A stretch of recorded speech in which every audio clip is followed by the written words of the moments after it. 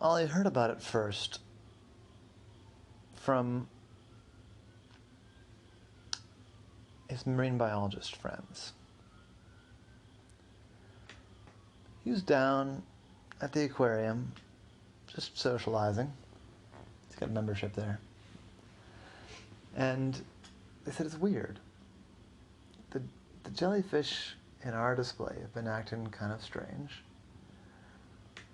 But then the jellyfish out in the bay, they're just gone.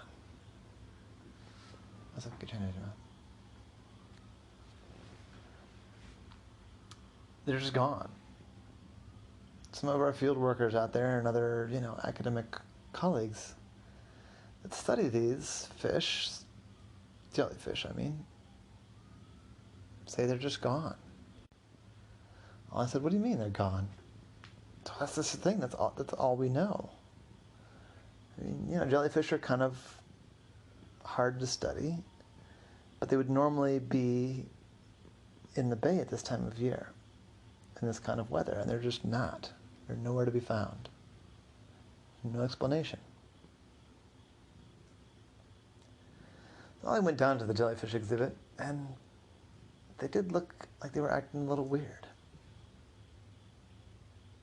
Ollie had encountered jellyfish in his upbringing, of course, but he wasn't an expert in jellyfish behavior, but something about the way they were acting just seemed off, and he couldn't quite put his finger on it.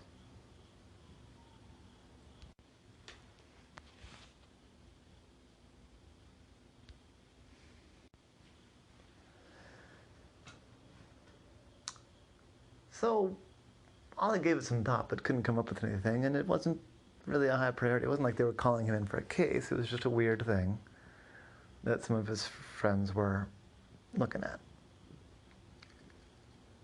He didn't think about it at all, really, until somewhat later. See, he got a call from the head of the New York Stock Exchange, which is a big, important person. He said, Ollie, I hear you're quite the whiz at mysterious things. Well, I said, well, it's nice to have such a recommendation, but yeah, what's going on? He said, somebody's gaming the stock market. It's not illegal exactly, but it's disruptive. Well, I said, okay, what's going on?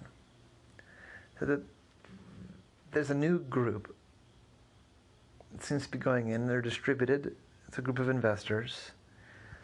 And they're predicting market behavior way better than you're supposed to be able to.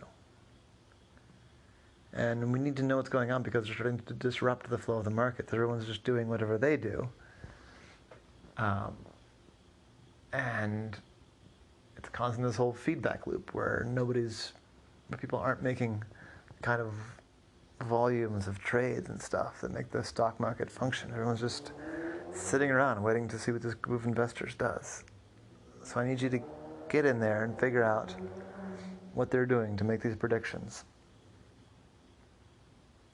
And then we'll figure out a way to make them stop.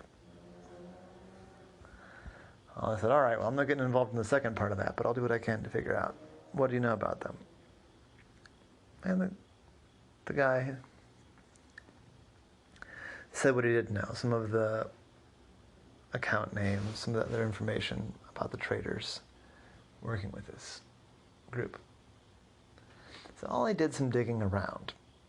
And looking at some computer tracing stuff, a lot of the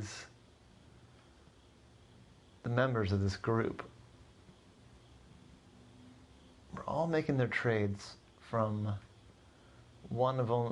only a small set of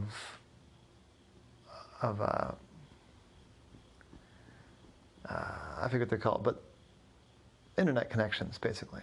They were all using only 2 or 3 wireless access points. It would be like if half of them were on our Wi-Fi here at the house. Also, I still do not kick the furniture. So that confirmed that it was a coordinated effort. If they're all literally in the same place or close to it. But their location, actual physical location, was pretty well shrouded in there. I looked and looked for some sort of clue.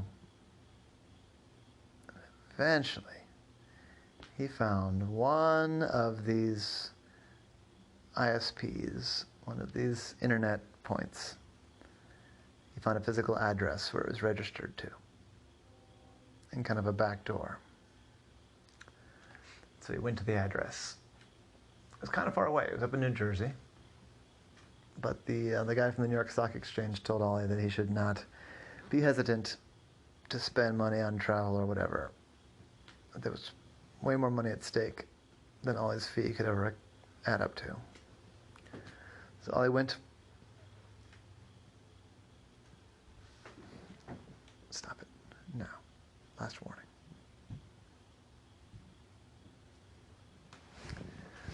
And the address was just this warehouse in just Nowheresville, New Jersey. It was big. I mean, not huge, but, maybe, I don't know, 3,000 square feet or so. With a big roll door that you could pull a semi-truck into. And then 2 different regular person-sized doors. Wasn't much in the way of windows. The roof was very simple. The whole thing was, at least on the outside, corrugated metal. Just a real basic warehouse.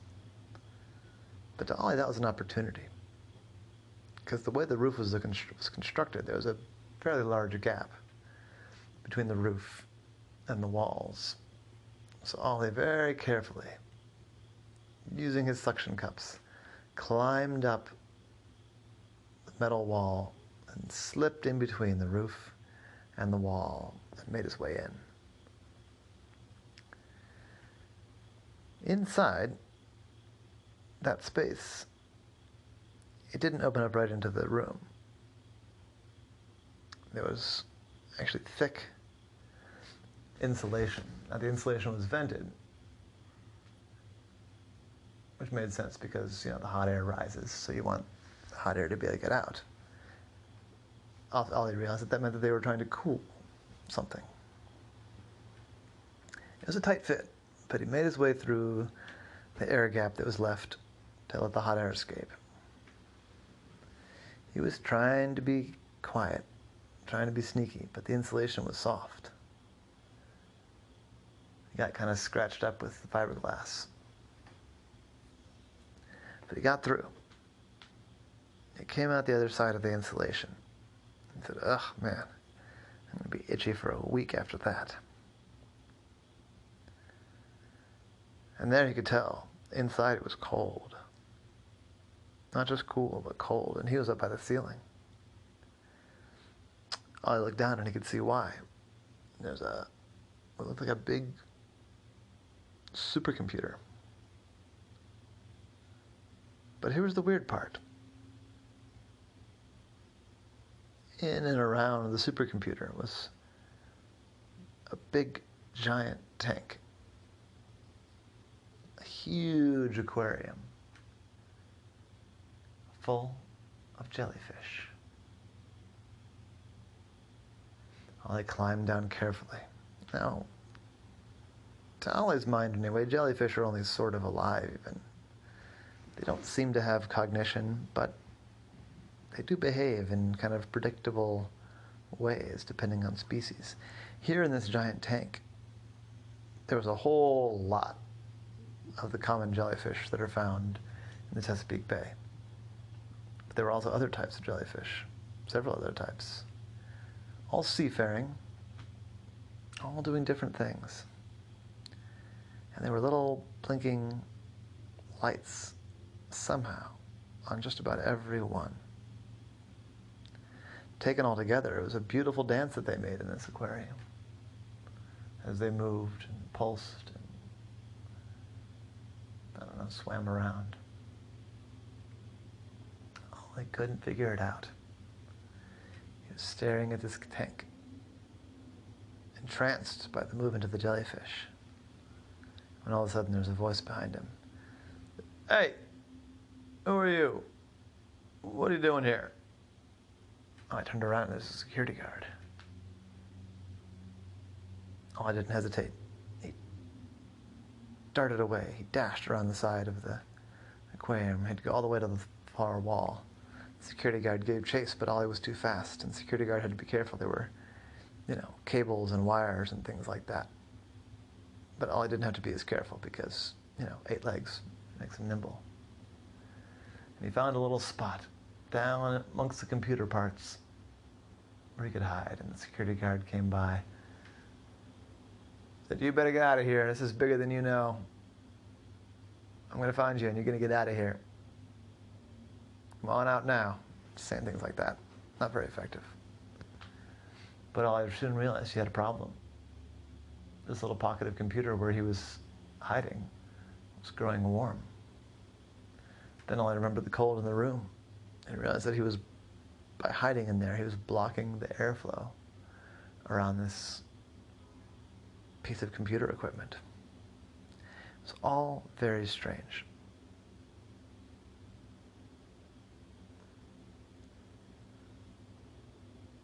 Well, eventually the security guard gave up.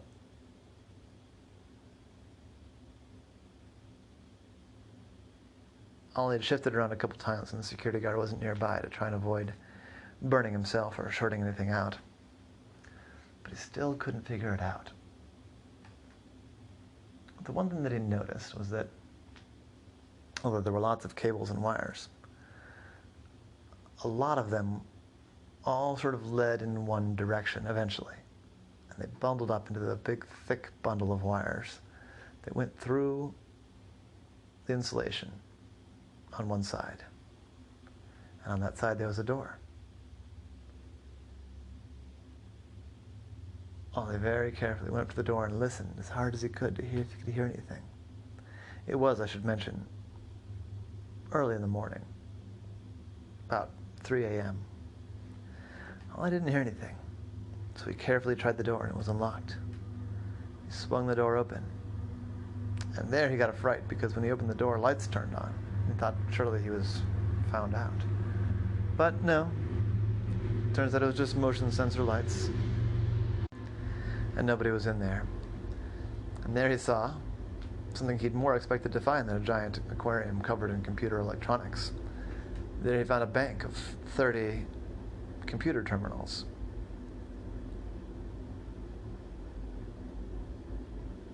And they were all showing financial data. I looked at that. He looked back at the aquarium. He was trying to make sense of it.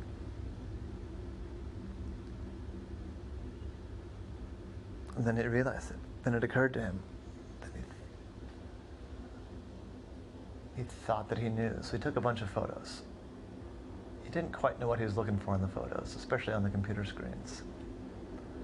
And then he snuck away out a window. This was a room that was meant for people. So there was a window there, and Ollie snuck out of it. And he sent the photos to the person that had hired him. He said, does this make any sense to you? Even though it was 3 in the morning, the guy responded right away. He'd been waiting for some information. He said, they're using the jellyfish somehow as a computational tool. The movement of the jellyfish. Something.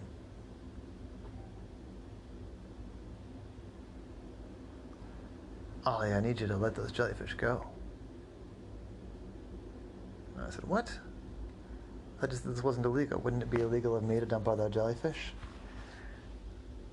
I said, listen, I don't know what the deal with the jellyfish is, but that many jellyfish, that's got to be illegal, right? You can't just take a bunch of jellyfish.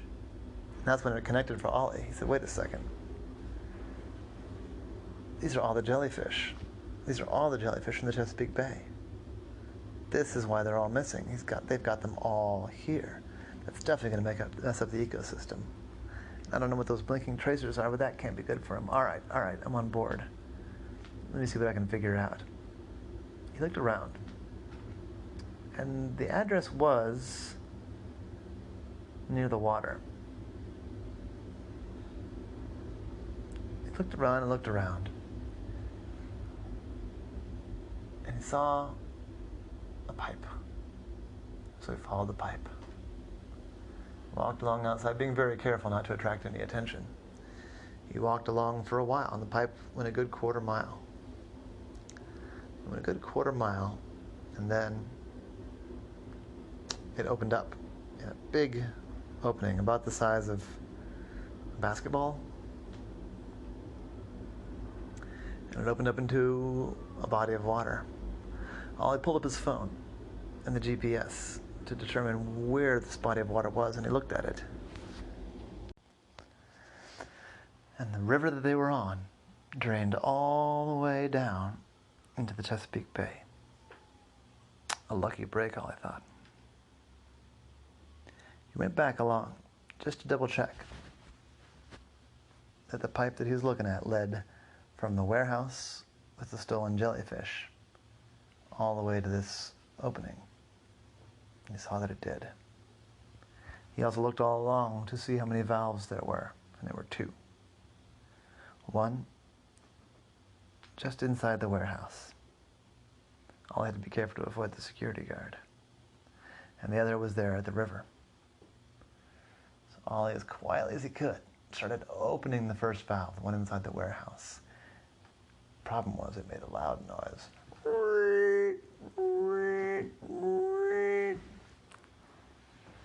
Ollie knew he had to be fast. The security guard would hear that. So he started cranking it as hard as he could. And he heard, "Hi, hi, what's that noise?" And he heard the sounds of running. He saw the flashlight flashing, but he cranked as hard as he could. And they got to the end of the range of the valve and got a ka-chunk.